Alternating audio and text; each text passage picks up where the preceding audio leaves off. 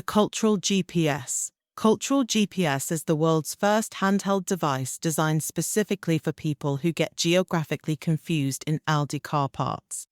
Using patented integration mapping, Cultural GPS helps users figure out where they live, why they live there, how to mind their business, why someone wearing a British flag isn't an international crisis, how not to glitch when encountering a patriot outside your enclave.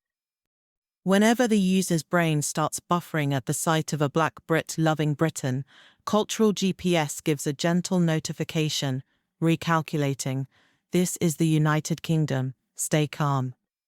If confusion persists, the device automatically switches to group mode, allowing users to call nearby cousins for confidence reinforcement. Side effects: sudden realization that other people exist, reduced staring, increased understanding of integration, lower dependence on ethnic echo chambers, perfect for anyone who melts down when identity meets reality. Find your place before you stare at strangers again. The Patriotism defibrillator.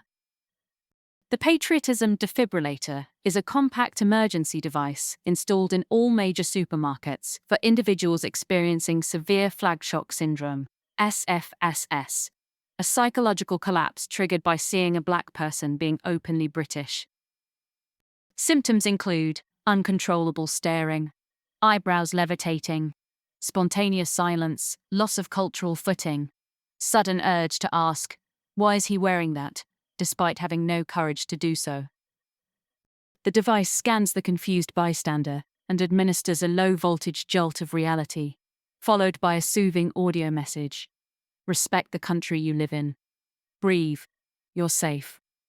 Premium features: stop projecting your issues onto Black Brits mode, loyalty recharge button, auto-translation from enclave English to standard British logic.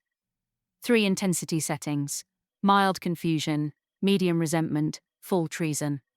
Side effects: improved integration, decreased entitlement, increased national respect, sudden awareness that British flags do not personally attack you, perfect for anyone who panics at patriotism unless it's coming from themselves.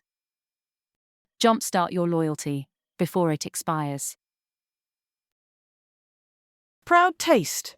Introducing Proud Taste, the only potato chips seasoned with pure, unfiltered patriotism. No politics, no culture wars. Just crisps that taste like minding your business and loving the country you actually live in. Made with 100% British potatoes and a dash of stop staring at people in the Aldi car park. Grab a bag of Proud Taste today. The only snack bold enough to say, "Yes, I'm British, and it tastes amazing." Let me take you into the cinematic masterpiece that unfolded in the Aldi car park the other day. Because honestly, the scene had everything: suspense, cultural confusion, identity politics, and one man who genuinely looked like his internal Wi-Fi disconnected the moment he made eye contact with my garments. So I'm walking towards the entrance, right? Mind calm, outfit clean. The custom fit I'm wearing now, hat and top, decorated in the British flag, stitched like I personally handcrafted patriotism, in my bedroom with a needle and thread, made of tax receipts, not tacky, not cheap, but stylish, deliberate, a declaration of identity and belonging. Now here comes this Somali man. And before anyone cries about generalization, no, this is about that man in that moment, with that face that did Olympic-level confusion when his eyes locked onto me. He's dressed like an Arab, long thobe, the whole desert chic ensemble, looking like he got lost on the way to a date with the Hijaz Mountains.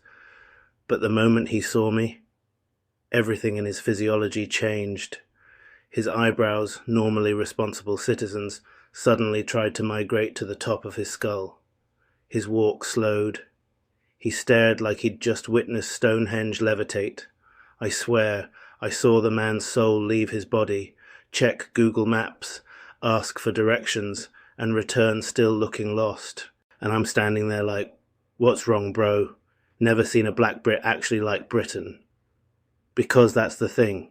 It wasn't the flag that confused him. People wear flags all the time. Americans do it constantly. Americans will put their flag on a toothbrush and call it cultural pride.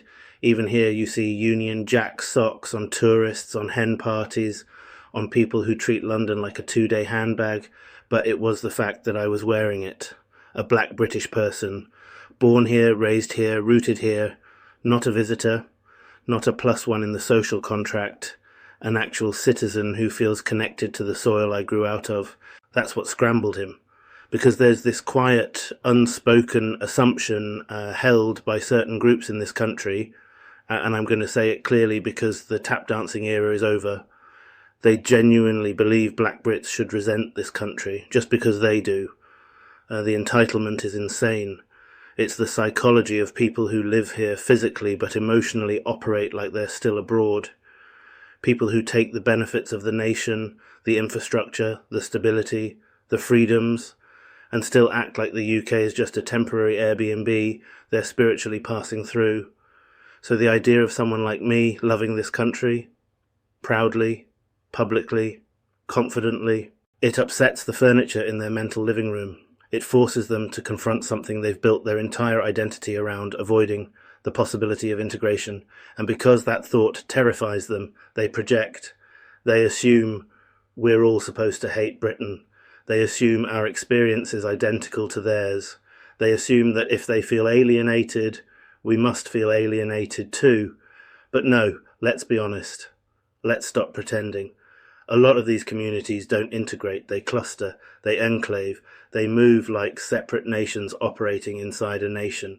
They treat Britain like a vending machine, press buttons, take what you want, complain when it jams, but never acknowledge the machine belongs to the building. So when they see a black Brit wearing the British flag, their brain throws a temper tantrum. Because it contradicts the script they wrote in their own head. It's like, wait, but you're not supposed to love Britain, that's our narrative. We're the ones who get to decide who hates Britain. Why aren't you following the resentment guidebook? Bro, I'm not reading your little resentment manual. I'm not downloading your internal bitterness app. I'm not subscribing to your trauma newsletter. I'm not attending your Friday sermon of everything is the West's fault. That's your emotional burden, not mine. And the best part, he didn't say a word, not one syllable, because he was alone. His wife was behind him pushing the trolley, and without his community buffering him, the man was socially disabled. He had no courage, no questions, no voice, just silence and confusion. This happens a lot. Group confidence is one thing, real confidence is another, and while he stared at me like I was a glitch in his personal matrix, all I was thinking was, why do certain people live in a country they don't even like? Why stay here if the sight of a black Brit loving Britain sends you into a spiritual panic attack? Like seriously, if you despise the flag, that's your business. If you don't feel loyalty to the nation that feeds and shelters you, that's your psychological maze to explore. But don't project that onto me.